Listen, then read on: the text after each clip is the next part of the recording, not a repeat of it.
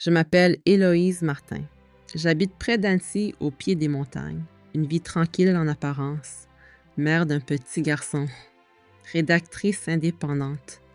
Passionnée par les livres, les couchers de soleil et le silence. Mais la vérité, c'est que depuis des années, je portais un vide que rien n'arrivait à remplir. Pas l'amour, pas le travail, pas même la spiritualité, du moins celle que l'on consomme en ligne comme on consomme tout le reste. Je faisais partie de ceux qui survivent plutôt que de vivre, de ceux qui avancent sans jamais se demander pourquoi, jusqu'à ce mois de juillet, jusqu'à cette nuit où le ciel a basculé, le 4 juillet 2005. Cette date restera gravée dans ma chair. Ce soir-là, quelque chose d'inexplicable s'est produit. Un silence lourd, presque cosmique. Le temps s'est arrêté. J'ai ressenti une énergie que je n'avais jamais connue.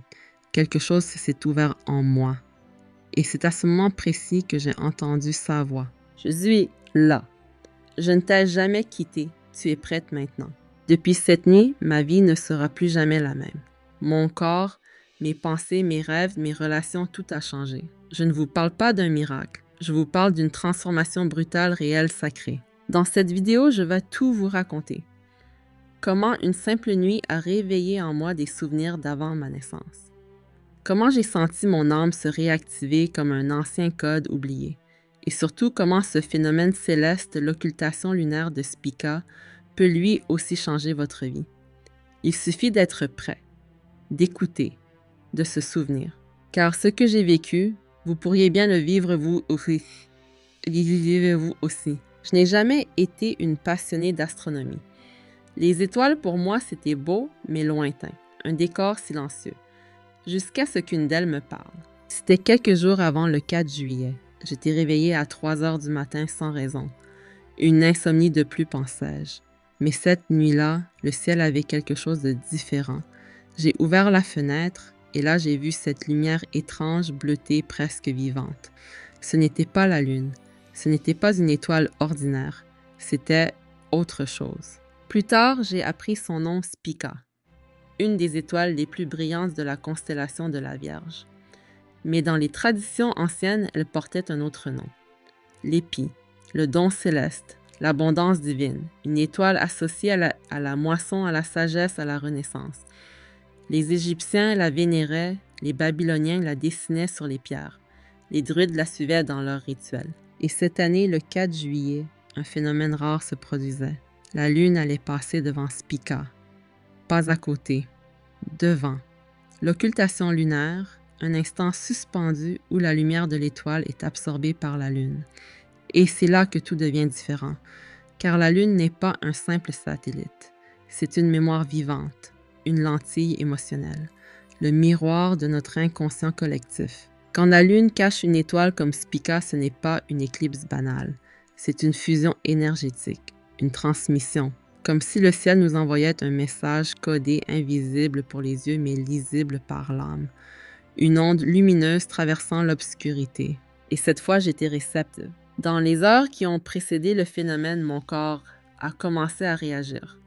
Des picotements dans les mains, une pression dans la poitrine, une chaleur étrange au sommet du crâne, et puis ce silence intérieur. Comme si quelque chose de sacré s'approchait. J'avais peur, oui, mais c'était une peur douce, une peur d'avant-révélation, et puis la sensation. Comme si tout mon être se mettait à vibrer à une fréquence nouvelle. Cette nuit-là, j'ai compris que nous ne sommes pas déconnectés de l'univers. Nous sommes faits de la même matière.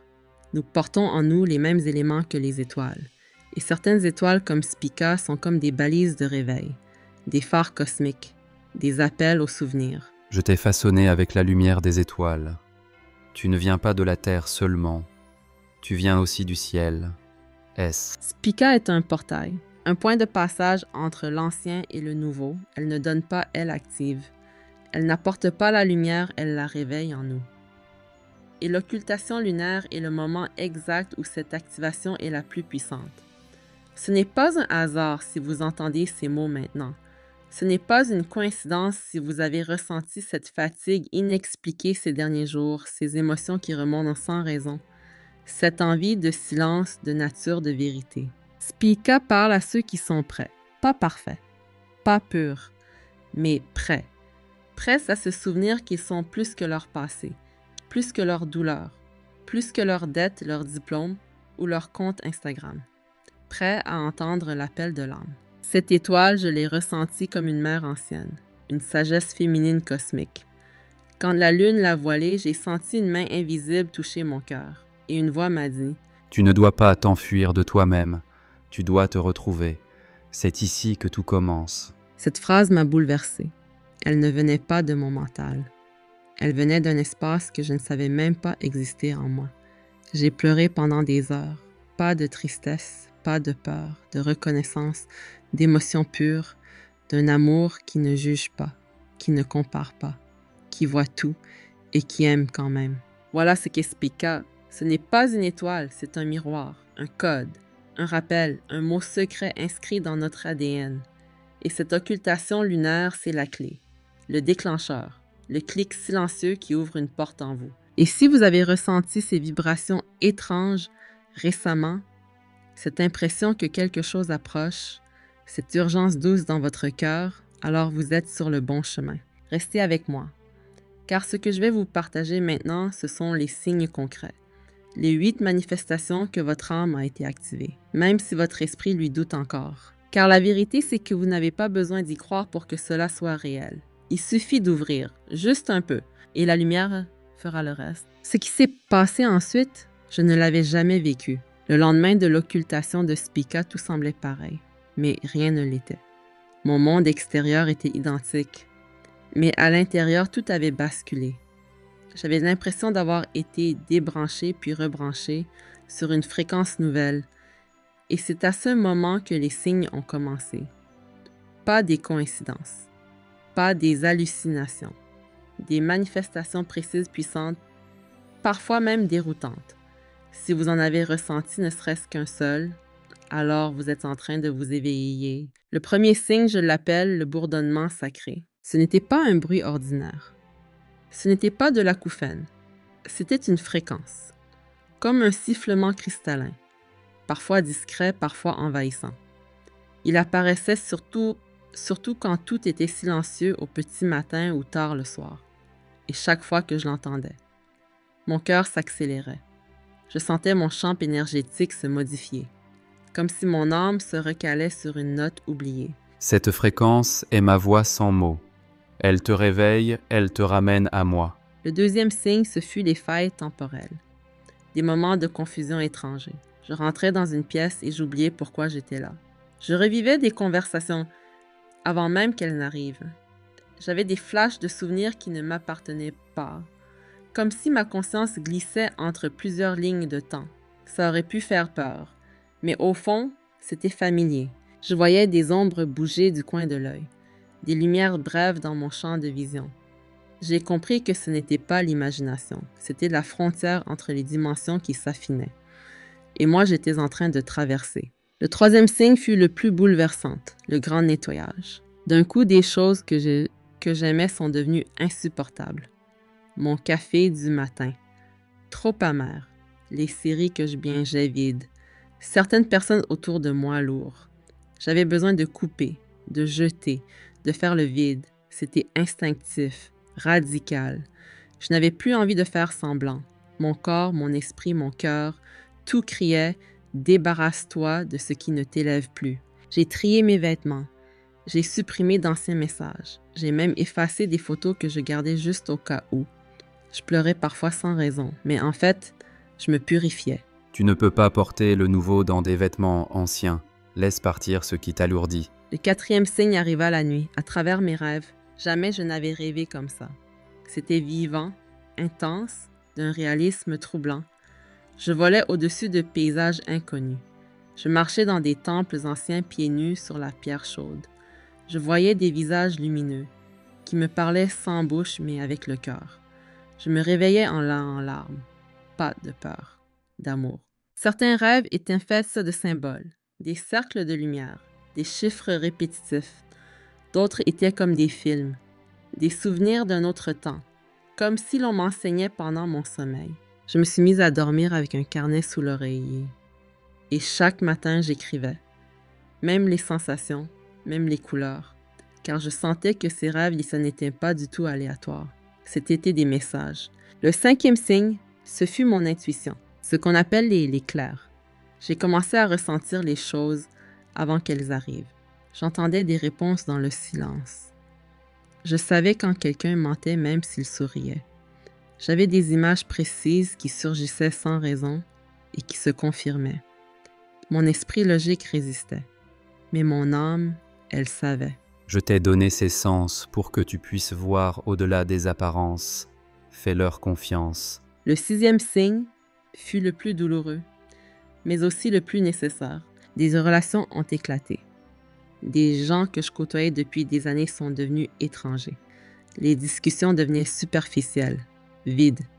J'essayais de m'accrocher, mais ça sonnait faux. J'ai compris que ce n'était pas moi qui fuyais. C'était de l'énergie qui se séparait naturellement. J'étais en train de changer et certaines connexions ne pouvaient pas me suivre. Mais alors que certains partaient, d'autres arrivaient. Des inconnus avec qui je me sentais en sécurité en quelques secondes. Des âmes familières. Comme si on s'était déjà retrouvés quelque part, dans une autre vie. Le 7e signe fut l'effondrement de mes peurs. Des angoisses que je portais depuis l'enfance se dissolvaient. Je me surprenais à dire non calmement, à poser mes limites, à parler avec assurance. Je n'avais pas pris confiance. J'étais juste revenue à moi, à ma source. Et dans cette lumière, la peur n'avait plus de place. Tu n'as rien à craindre quand tu avances avec l'amour. La peur n'est qu'une porte fermée. Et enfin, le 8e signe. Je sentais une mission, une direction. Pas une tâche précise, mais une vibration. Quelque chose que je devais faire. Créer, transmettre, tenir une fréquence dans ce monde qui perd la sienne. Chaque jour, je me réveillais avec cette question: comment puis-je servir aujourd'hui? Et ce n'était plus un effort. C'était naturel, vital, comme respirer. Je croyais que tout cela s'arrêtait là. Les signes, les rêves, les intuitions. Mais ce n'était que la surface. Quelques jours après l'occultation, alors que je méditais, j'ai vécu quelque chose d'encore plus profond. Un souvenir. Mais pas un souvenir d'enfance, pas un souvenir terrestre, un souvenir d'âme. C'est difficile à expliquer avec des mots humains.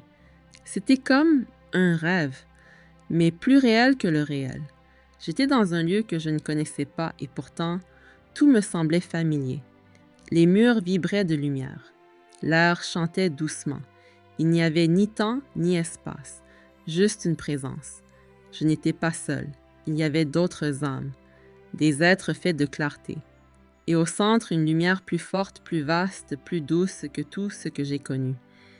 Et cette lumière m'a parlé, mais pas avec des mots, avec la vérité. Avant ta naissance, tu as choisi de venir en ce temps. Tu as accepté d'oublier pour mieux te souvenir. Ton âme a dit oui. Ce moment m'a bouleversée. J'ai compris que je n'étais pas victime du hasard, ni perdue, ni cassée. J'étais simplement revenue au point de départ, là où tout avait commencé. Ce que j'ai vu, ce que j'ai ressenti, c'était un contrat. Pas un papier, pas un jugement. Une sorte d'accord d'âme. Un engagement profond, pur volontaire. Avant de naître, mon âme s'était portée volontaire pour cette époque, pour cette incarnation, pour cette transition que le monde traverse maintenant. Et je n'étais pas seule. Il y en avait d'autres, beaucoup. Des âmes courageuses venues s'incarner malgré la douleur, malgré la densité, malgré l'oubli. Nous avons tous quelque part signé ce contrat invisible, ce plan sacré, ce chemin de retour. Et maintenant c'est l'heure du rappel. Quand Spica a été voilée par la lune, quelque chose s'est déclenché. Une sorte d'alarme douce, un réveil silencieux. Et pour ceux qui étaient prêts, le souvenir est remonté. Je me suis souvenu que j'avais choisi cette famille, cette ville, même les épreuves, même les chagrins. Tout faisait partie du scénario. Pas pour me punir, mais pour me préparer. J'ai compris que ma douleur avait été une initiation, que ma solitude était une école, que mes doutes étaient des tremplins vers la foi. Rien de ce que tu as vécu n'a été en vain. Chaque larme, chaque chute était une étape vers ton retour à la maison. Quand j'ai réalisé cela, une paix immense m'a traversée. Ce n'était plus pourquoi moi, mais merci. Merci pour le chaos. Merci pour l'oubli, car c'est précisément dans l'oubli que l'amour devient libre. C'est dans la nuit qu'on apprend à chercher la lumière. Depuis cette activation, je vois la vie autrement. Chaque rencontre, chaque coïncidence, chaque difficulté, je les perçois comme des rappels, des signes, des ponts entre moi et ce que j'étais venu faire ici. Et ce que j'étais venu faire, ce n'était pas quelque chose d'extraordinaire. Pas besoin de sauver le monde, juste incarner la lumière. Être une présence consciente, une vibration différente dans un monde qui crie, une fréquence stable dans une époque instable. Ton contrat n'est pas une obligation, c'est une invitation. Tu peux dire non. Mais si tu dis oui, tout l'univers te soutiendra. Ces mots résonnent encore en moi aujourd'hui. Je pense à toutes celles et ceux qui en ce moment ressentent cette même agitation intérieure. Cette impression d'être appelés sans comprendre vers quoi. Ce sentiment que leur ancienne vie ne fait plus sens, que ce monde est devenu trop bruyant, trop rapide, trop vide. Si vous ressentez cela, ce n'est pas une crise. C'est un réveil, ce n'est pas une fin. C'est le début de ce que votre âme attend depuis toujours. Et même si vous ne vous souvenez pas encore, ce n'est pas grave, car la mémoire revient, par vagues, par frissons, par signes, et plus vous écoutez, plus le souvenir devient clair. Moi aussi j'ai douté, moi aussi j'ai résisté, mais quand j'ai arrêté de lutter, quand j'ai accepté, j'ai senti une force me porter, un amour me guider, une paix me nourrir. Je n'étais plus seule, je n'étais plus perdue, j'étais revenue. Alors si vous entendez cet appel, si ces mots résonnent en vous, c'est que votre contrat lui aussi est en train de s'activer. Ne cherchez pas à tout comprendre tout de suite, ne cherchez pas la perfection, cherchez juste la vérité de votre cœur et suivez-la, pas à pas, car c'est ainsi que l'on se souvient, c'est ainsi que l'on revient à soi, et c'est ainsi que commence vraiment la mission. Après cette reconnexion, j'ai compris une chose essentielle, l'activation ne suffit pas. Il faut l'honorer, l'intégrer, la protéger, car une fois que la lumière s'allume en nous, elle attire. Elle attire ce qui est vrai, mais aussi ce qui résiste à la vérité. Et c'est là que commence un autre type de discipline, celui de l'alignement. Dans les jours qui ont suivi le 4 juillet, mon corps est devenu hypersensible. Je ressentais tout, les humeurs des autres, les tensions dans les lieux publics. Le bruit des réseaux sociaux me donnait la nausée. Je ne pouvais plus faire semblant. Mon champ énergétique était devenu poreux, ouvert, vulnérable. J'étais comme une antenne qui captait tout. Et j'ai compris que je devais me protéger. Non pas pour me fermer, mais pour filtrer. Pour ne laisser entrer que ce qui nourrit. La première pratique que j'ai instaurée chaque soir, c'est le cercle de lumière. Avant de dormir, je m'assois. Je ferme les yeux. Et j'imagine une sphère dorée qui m'entoure entièrement. Pas juste autour du corps, mais à 3 mètres dans chaque direction. Cette lumière, je la sens vivante. Elle palpite, elle respire avec moi. Puis je lui parle à voix basse ou à l'intérieur, je permets à cette lumière d'accueillir tout ce qui est purément utile à mon âme. Et je demande qu'elle transmute, dissoute, repousse tout ce qui est discordant, trompeur ou épuisant. Ces champs que tu dessines est réel. La foi est la clé qui rend vivante l'énergie. Cette simple visualisation m'a sauvée plus d'une fois. Quand j'étais submergée par les émotions d'un lieu. Quand je devais côtoyer des personnes encore enfermées dans le jugement ou la peur. Ma lumière devenait mon sanctuaire. Et plus je le faisais, plus ça devenait rapide, fluide, évident. La deuxième pratique, c'est le bain de sel. Un soir, j'étais épuisée, sans raison apparente. Comme si mon corps portait un poids invisible. Une amie m'a dit « Va te plonger dans ce sel ». J'ai versé 2 poignées de sel dans ma baignoire. De l'eau chaude, aucune musique, juste le silence. Je me suis allongée et j'ai senti une libération. Le sel agissait comme un aimant. Il tirait doucement hors de moi tout ce qui ne m'appartenait pas, pensées qui ne sont pas les miennes, émotions prises aux autres, doutes que je n'avais pas avant. Tout ça s'éloignait. Je suis sortie de l'eau et j'ai pleuré. Pas de douleur, de légèreté. Depuis, je fais ça 1 à 2 fois par semaine. Si je n'ai pas de baignoire, je prends une bassine et j'y trempe juste mes pieds. Ça suffit. L'intention compte plus que le rituel. La troisième pratique, c'est la solitude consciente. Au début, je croyais que je devenais asociale. J'avais moins envie de parler, de sortir, de répondre. Mais j'ai compris que c'était un besoin sacré de silence. Pas le silence vide, le silence habité. Celui où l'on peut enfin entendre sa propre voix intérieure. Je me suis autorisée à dire non, à annuler sans me justifier, à m'éloigner un peu, pas par rejet des autres, mais pour mieux me retrouver moi. Ta présence est une source. Mais une source a besoin de se remplir avant de pouvoir donner.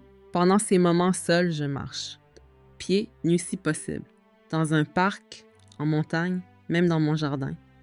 Je me connecte à la terre. Je lui parle parfois. Je la remercie. Elle me stabilise. Elle me calme. Elle m'écoute sans me juger. Ce lien avec la nature est vital. Ce n'est pas une image poétique. C'est une interface directe avec l'univers. Quand je pose mes pieds sur le sol, je me reconnecte. Je me recharge. C'est simple. C'est puissant. Et c'est gratuit. Je garde toujours un carnet avec moi. Je note les synchronicités, les rêves, les phrases entendues par hasard qui me touchent, les ressentis. Pas besoin d'écrire des pages, parfois une phrase suffit. Mais en notant, je rends visible l'invisible. Je matérialise ce que l'âme perçoit. Et je construis une carte intérieure. Un jour, j'ai croisé une femme dans un marché. Elle m'a regardée, a souri et m'a dit « Toi, tu viens d'ailleurs ». Puis elle est repartie. Rien d'autre, mais je l'ai noté. Et ce soir-là, dans mon rêve, j'ai volé au-dessus d'un désert d'or. Le lendemain, j'ai trouvé dans mon ancien journal un rêve similaire. 2 ans plus tôt. Voilà pourquoi je note tout. Rien n'est anodin. Tout est message. Et enfin, il y a l'intention. Chaque soir, avant de dormir, je pose une intention. Pas une demande vague, une direction claire. Je ferme les yeux, je respire et je dis « Je choisis de recevoir uniquement ce qui est aligné avec mon plus haut bien. Je suis prête, je fais confiance. » Quand tu déclares ton intention, tu dessines ton destinée dans la lumière. Il n'y a pas besoin de rituels compliqués. Il faut de la présence, de la vérité, du cœur et de la régularité. Ce ne sont pas des exercices ésotériques. Ce sont des actes d'hygiène énergétique. Comme on se brosse les dents, on nettoie son aura. Comme on nourrit son corps, on alimente son âme. Ces gestes simples m'ont permis de ne pas me perdre dans le chaos extérieur. Ils m'ont ancré, réaligné et protégé. Non pas contre le monde, mais pour que je puisse y rester sans m'oublier. Ce que j'ai compris après toutes ces révélations, ces sensations, ces ajustements, c'est que rien n'aurait changé sans une chose, ma conscience. Ce n'est pas l'événement céleste qui m'a transformée, ni la lune, ni Spica, ni même les rêves. C'est ma manière de les percevoir, c'est mon regard, mon attention, mon ouverture. Tout a commencé à changer quand j'ai choisi de regarder autrement. Pas avec les yeux, mais avec l'âme. Au début, je pensais que je devais attendre que les choses se manifestent, que la lumière descendrait, m'illuminerait et que tout deviendrait clair. Mais non, ce n'est pas comme ça que ça fonctionne. La lumière était déjà là. Elle attendait que je la voie, que je dise oui, que je l'invite. Elle ne force pas, elle propose. Et c'est à nous, à moi, à vous de répondre. Ce que tu regardes avec amour commence à guérir. Ce que tu regardes avec peur commence à s'éteindre. À partir du moment où j'ai choisi de croire que les signes étaient réels, ils se sont multipliés. Quand j'ai commencé à remercier, au lieu de douter, les synchronicités se sont alignées. Quand j'ai observé mes pensées, au lieu de les subir, elles ont commencé à changer. Ce monde extérieur que je te trouvais dur, froid, parfois vide, a commencé à résonner autrement. Pas parce que le monde avait changé, parce que moi j'avais changé de fréquence. C'est là que j'ai compris une vérité fondamentale. Notre conscience est un projecteur. Là où elle se pose, la réalité prend forme. C'est comme si chaque jour, chaque instant, nous avions un pinceau entre les mains. Et avec chaque pensée, chaque mot, chaque émotion, nous peignons le décor autour de nous. Le problème, c'est qu'on nous a appris à peindre avec la peur, avec la culpabilité, avec le doute. Et maintenant, on nous demande d'apprendre à créer avec l'amour, la confiance, la présence, J'ai commencé à faire de petits exercices simples. Chaque matin, avant même d'ouvrir les yeux, je pose une intention, pas une liste de tâches, une vibration. Aujourd'hui, je choisis la paix. Aujourd'hui, je choisis la clarté. Aujourd'hui, je vois avec le cœur. Et toute ma journée est influencée par cette première graine. Ce n'est pas de la magie, c'est de la conscience. Quand je marche dans la rue, je m'entraîne à ressentir les lieux, à sentir où mon énergie s'élève, où elle se contracte, et je choisis. Je ne me laisse plus porter sans réfléchir. Je ne laisse plus les réseaux sociaux m'avaler. Je ne laisse plus la peur des autres me contaminer. Je prends 1 minute. Je respire, je me reconnecte. C'est un entraînement. Mais chaque fois que je le fais, je reviens dans ma puissance. Quand tu te souviens que tu peux choisir, tu reprends le pouvoir de ta vie. Il y a une illusion très répandue que le monde extérieur est plus fort que nous, qu'on subit les circonstances, qu'on doit attendre que les choses changent. Mais la vérité, c'est que tout commence à l'intérieur. Ce que je vois dehors n'est souvent que le reflet de ce que je crois. Si je pense que le monde est dur, je le ressens ainsi. Si je crois que les gens sont fermés, je ne vois que leurs murs. Mais si je commence à croire que quelque chose de beau est possible, alors je le reconnais. Je le vois. Je l'attire. Changer de conscience, ce n'est pas nier la réalité. Ce n'est pas fuir ce qui est, c'est choisir une autre lecture, une autre vibration.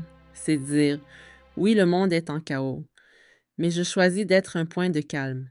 Oui, il y a du mensonge, mais je choisis d'incarner la vérité. Oui, il y a de la peur, mais je choisis l'amour. Ce n'était pas passif, c'est un acte révolutionnaire. Car dans une société qui entretient l'inquiétude de la présence est un acte de courage. Et plus je pratique cela, plus la vie m'apporte des preuves. Des portes s'ouvrent, des réponses arrivent, des rencontres surgissent, comme si l'univers écoutait ce que je vibre et y répondait. Mais pour cela, il faut être présent, vraiment là. Pas en pilote automatique, pas perdu dans les pensées. Là, maintenant. Il y a quelque chose de sacré dans chaque instant. Même les plus banales, même les plus dures. Tout peut devenir une porte vers l'éveil si je le regarde avec conscience. C'est ça le vrai changement de timeline. Ce n'est pas disparaître dans une autre dimension. C'est habiter pleinement celle-ci, mais autrement.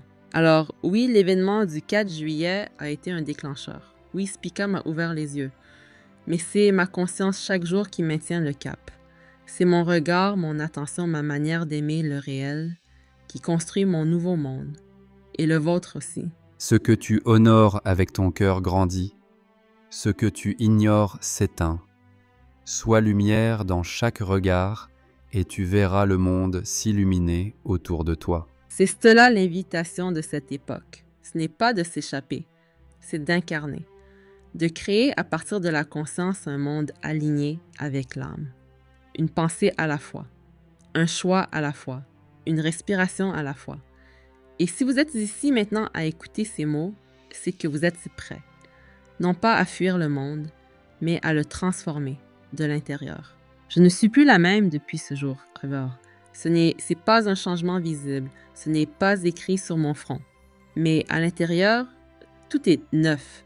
Ce que je croyais être ma vie n'était qu'un prélude, une phase d'endormissement. Et maintenant que je me suis éveillée, je ne peux plus revenir en arrière.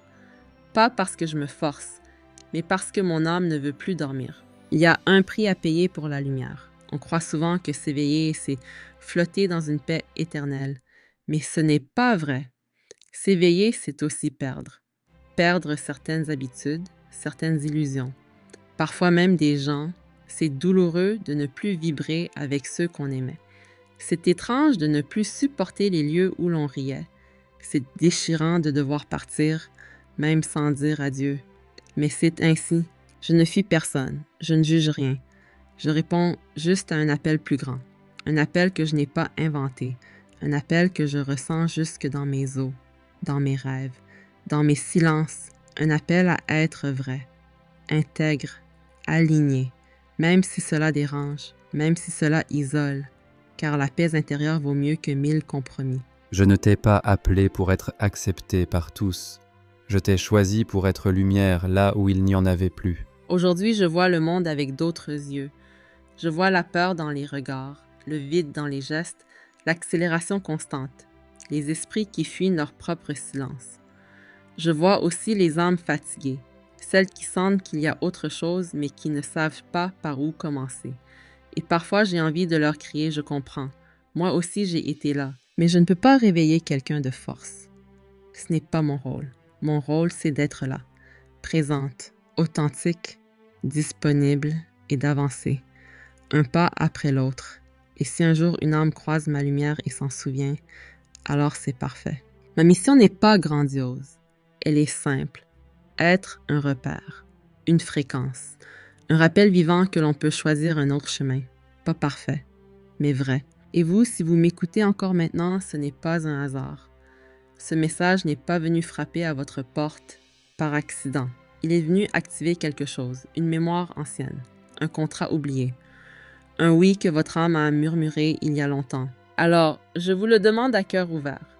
Êtes-vous prêt à répondre? Êtes-vous prêt à laisser derrière ce qui ne vous élève plus? Êtes-vous prêt à marcher vers l'inconnu porté par la foi, pas une foi religieuse, une foi vivante, une confiance vibrante, celle qui dit « Je ne sais pas où cela me mène, mais je sens que c'est juste. » Ton âme connaît le chemin, même quand tes pieds hésitent. Fais-moi confiance, je ne t'ai jamais abandonné. Je ne vous promets pas que ce sera facile, mais je vous promets que ce sera réel. Et dans ce monde saturé de faux, de filtres, de mensonges, la réalité est un trésor.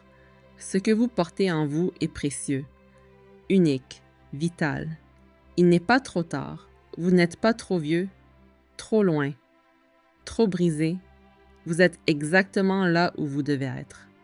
Et maintenant, c'est à vous de dire oui, car le monde attend. Il attend des âmes comme la vôtre, des consciences éveillées, des cœurs courageux, pas parfaits, pas invincibles, juste sincères, engagés, vivants. Moi, je ne suis pas une guide, je suis une messagère, une sœur sur le chemin, une âme qui se souvient et qui vous regarde avec tendresse. Et si mes mots ont touché quelque chose en vous, alors je vous le demande, ne laissez pas cette vibration retomber. Ne la rangez pas dans un tiroir mental, ancrez-la, honorez-la, répondez-lui. Dites oui, dites-le à voix haute si vous le pouvez, ou dans le silence de votre cœur. Dites « Je suis prêt, je suis lumière, je reviens à moi ». Et surtout, n'oubliez pas, vous n'êtes pas seul. Nous sommes nombreux, invisibles parfois, mais bien là, nous nous reconnaissons dans le regard, dans les silences, dans les frissons, et ensemble, nous sommes en train d'écrire un nouveau chapitre pour ce monde, pas à pas, âme par âme, présence après présence. Car c'est ainsi que la lumière gagne. Si mon histoire a résonné en vous, ce n'est pas une coïncidence, c'est un rappel, un écho de votre propre mémoire, une invitation à vous souvenir vous aussi de qui vous êtes vraiment. Vous n'êtes pas seul. Ce que vous vivez, d'autres le vivent, et ce canal est là pour ça, pour créer un espace de vérité, d'éveil, d'unité. Si vous avez senti ne serait-ce qu'un frisson, une larme, une ouverture, alors restez avec nous. Abonnez-vous, activez la cloche pour ne rien manquer, et surtout, laissez un commentaire. Écrivez « Je suis prêt » ou partagez votre ressenti. Ce simple geste, c'est plus qu'un clic. C'est un engagement, une vibration envoyée dans le champ collectif. Merci d'avoir écouté jusqu'ici. Merci d'exister. Merci d'oser vous souvenir. La lumière en vous est réelle. Ne la laissez plus s'éteindre.